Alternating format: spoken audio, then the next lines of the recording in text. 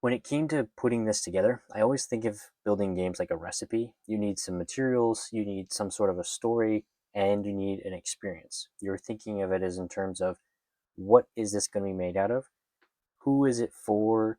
And then the experience is how are we translating something in real life into something that you want to play a board game of? One of the biggest hurdles and challenges for making any game is making the experience itself and figuring out what this game will be. Over time, I came across different stones that are growing naturally in the Giant's Causeway. If you've ever heard of that, or if you haven't, go Google it. It's very cool.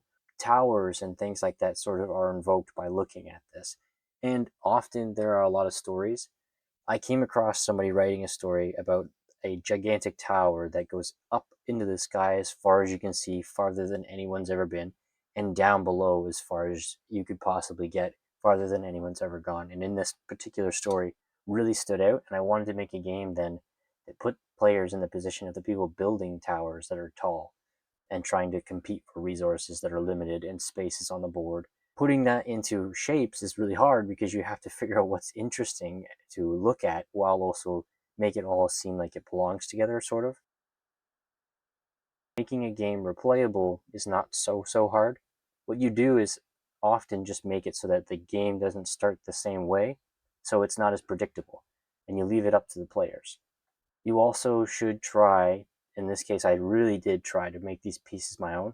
I didn't want to use things that people could just easily source or buy online in bulk and then sell their board games using. I wanted to differentiate. I wanted to make sure it was its own thing.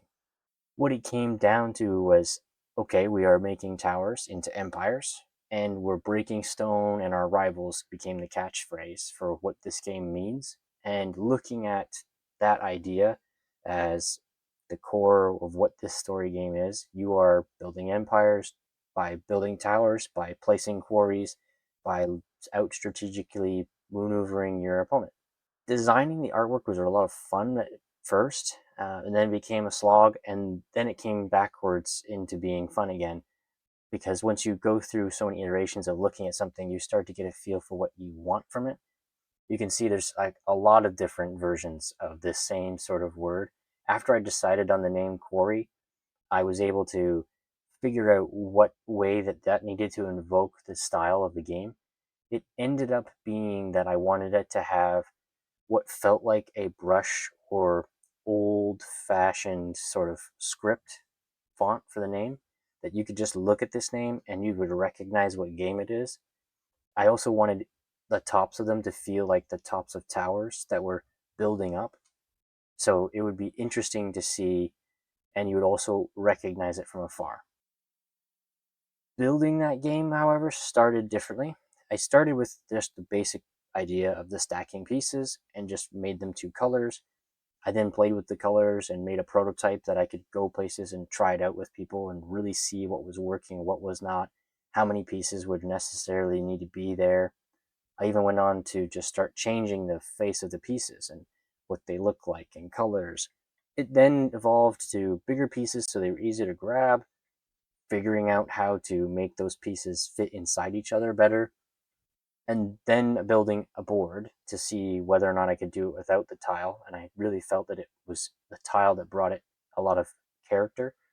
The type that you see there and that packaging happened later, much later, but that prototype of the packaging started as I was trying to get it more play tested.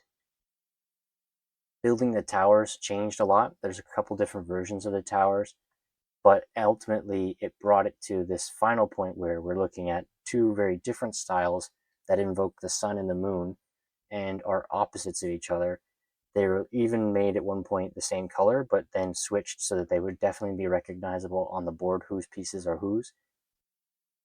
The final version of this with the full artwork and the way the lettering works and the tile, it all looks like it belongs together because the color palette works, the design of it is small enough that it can go anywhere.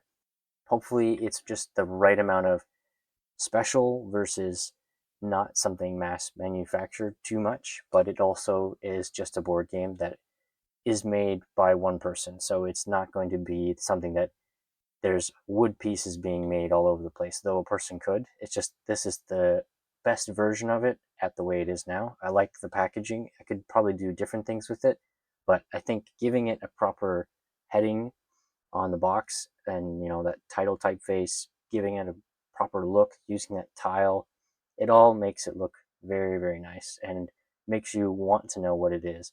Then you get to play it and find out if it's for you. Thanks for taking a look at this with me. Hopefully this gives you an idea of how some board games are made. Also gives you an idea how you can go about making your own. If that interests you, check out our website. You can buy Quarry there or check out some of the other videos and content on there.